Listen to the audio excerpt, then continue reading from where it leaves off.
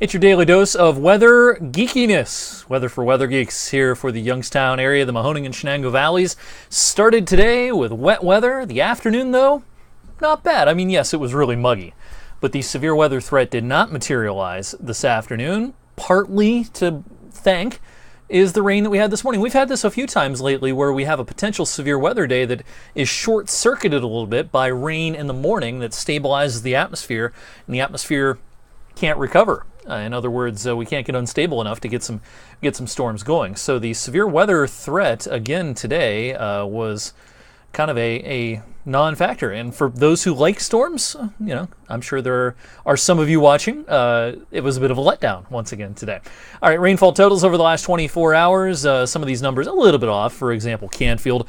I know Ralph and Canfield had about 1/3 of an inch or 0.4, a little more than that. From the rain this morning. I had about 1/2 inch at my house in Boardman, downtown Youngstown about 1/4 of an inch, but amounts did go up again as you got up towards I-80, and especially into northern Trumbull and northern and eastern Mercer. There was actually a flood advisory for a while this morning in the eastern kind of 20% of Mercer County. So we had some downpours out there at the start of the day. The rain was not nearly as heavy locally as parts of western and central Ohio. A lot of flooding problems this evening. From Columbus on east, some Doppler radar estimates here, up around 3-4 inches worth of rain over the last 24 hours, right along and just south of I-70, down in central Ohio, and up towards the Mansfield area, just west of Mansfield, towards Lima.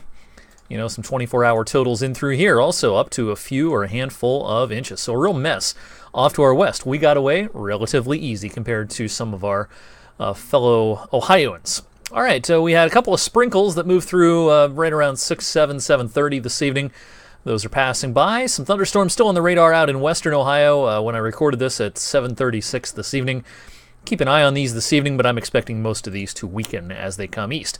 All right, I debuted our GOES 16 data on TV this evening. I've been sharing this online over the last 24 hours, but the revolutionary new GOES 16 weather satellite, which technically is not operational yet and really won't be until the fall, but we still have access to the data, and even though the data might cut in and out occasionally while this is still not operational, boy, when it's flowing, it is a sight to behold. What a beautiful satellite picture this is of this evening's thunderstorms over Illinois and Indiana. You can see those overshooting cloud tops right in through here, just beautiful. And I've kind of compared this to going from a little 13-inch standard definition TV to having a big wall-mounted 55-inch HD TV when it comes to the crispness of the satellite, the smoothness of the animation, because now we're getting data in some cases every minute, where before visible satellite data, if you're lucky, it was every 5 minutes, but in a lot of cases it's every 10 to 15 minutes.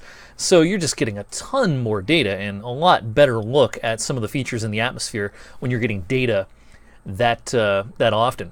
Here's a kind of a regional view this evening, and this is really cool to look at in the west. When you see these thunderstorms popping up in the summertime over the mountainous areas in the west, you can easily pick out where the higher terrain is. Weather people. Meteorologists in Southern California. Sometimes that word just doesn't want to come out of my mouth. I've been saying it for 15 years, but some days it just doesn't want to flow. Southern California weather people loving GOES 16 because you can really pick out the cool eddies in the stratus deck off the coast of Southern California. So there's all sorts of great things to look at on this GOES 16 data. All right, back here at home. A shower possibility overnight tonight. You might hear a rumble of thunder if that stuff in western Ohio manages to stick together for a while as it comes east. But not expecting much rain overnight. Not expecting much rain tomorrow morning either, but there could be a shower or two before lunchtime tomorrow. As we get into the afternoon, I think we're drying out. The atmospheric moisture, of course, sky high this evening. It is almost as humid as it gets around here. Or I should say the dew points are about as high as they get around here. Sometimes they can go a few degrees higher. Sometimes in this middle of summer we get dew points in the mid or even upper 70s, but that's pretty rare. We've had dew points in the lower 70s for much of the last 24 to 36 hours, but drier air is slowly going to push east. It's going to be a slow process. It's still going to be muggy a lot of the day tomorrow, but you'll start to notice the change in the air mass, I think, if you're out tomorrow evening. It's going to be a nice Friday evening. It'll be dry, and the air starting to dry out, and then here's the bigger change for the weekend. Now, this isn't going to be like last weekend. We're not going to have dew points in the 40s and lower 50s this weekend, but dew points closer to 60, hey, that's better than the lower 70s. We might even see some upper 50s dew points before the end of the weekend. You can see that here on our dew point trend on just, based on one model here. This particular model has an afternoon dew point around 60 on Saturday, 58 on Sunday. A bounce back up on Monday before the next front rolls through, and then a little bit of a reprieve on Tuesday. Looks pretty hot, pretty humid. Second half of next week, Wednesday through Friday, we could be flirting with 90 a couple of times, and with dew points pretty high as well. Back here in the short term, again, tomorrow, morning shower in spots, a nice end of the day. Some of the modeling trying to spit out a couple of sprinkles Saturday morning. I think it's probably more just clouds for a time Saturday morning. A deck of stratocumulus clouds for a while, but I think that's going to mix out by lunchtime. Be a beautiful afternoon Saturday. Get out and enjoy it, and a great day coming up on Sunday. This little front Sunday afternoon might bring a shower out towards Toledo and Sandusky. Anybody going to Cedar Point might see a couple of raindrops Sunday afternoon. I think for us, it holds off any rain, and it won't be much, Sunday night and into parts of Monday. So if you need to mow like I do, the grass has been growing lately and it's been too wet to mow. Tomorrow I think is pretty good. The grass should dry out eventually as the humidity starts to drop.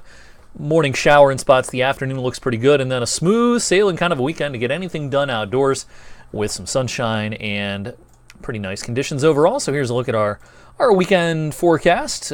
Beautiful summer weekend, 80 on Saturday, 84 on Sunday.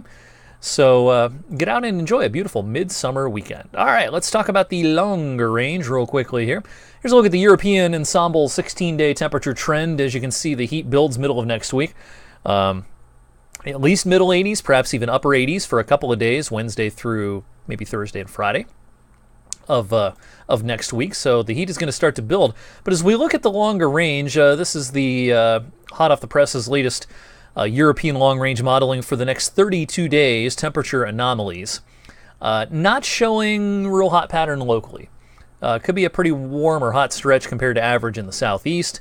The heat continues in the west, but doesn't show a real strong signal for heat from the plain states into the Great Lakes. Now, I will say that over the last few months, this model has had a cold bias a little bit that I've noticed. So the amount of cool that you see on this map may be overdone to some extent. This is the next 32 days. When we break this down kind of week by week, here's the 7 to 14 day showing that warmth for a little while, middle and latter portions of next week that might get trimmed then as we go towards day 14.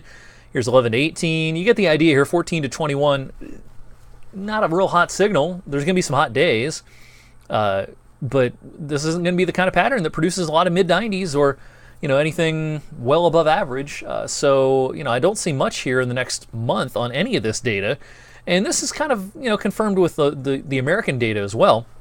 And then when we look ahead to August, for the month of August, the latest climate forecast system modeling, kind of wishy-washy as far as the signal here. Really not much to hang our hat on for an August temperature trend on this set of modeling anyway. So, these signals in the summertime tend to be pretty weak. In the winter and in the cold season, and even in the transitional seasons, you get stronger signals in the longer range on the modeling. In the dead of summer, you're not going to oftentimes see on the modeling, oh, look at this huge blob of hot temperatures projected 3 weeks out. It just doesn't happen that much. So long-range forecasting a little bit challenging at this time of the year. Thanks for watching tonight's weather for Weather Geeks. I'll see you back here Friday evening for a Friday night special, and hope you have a great rest of your Thursday night.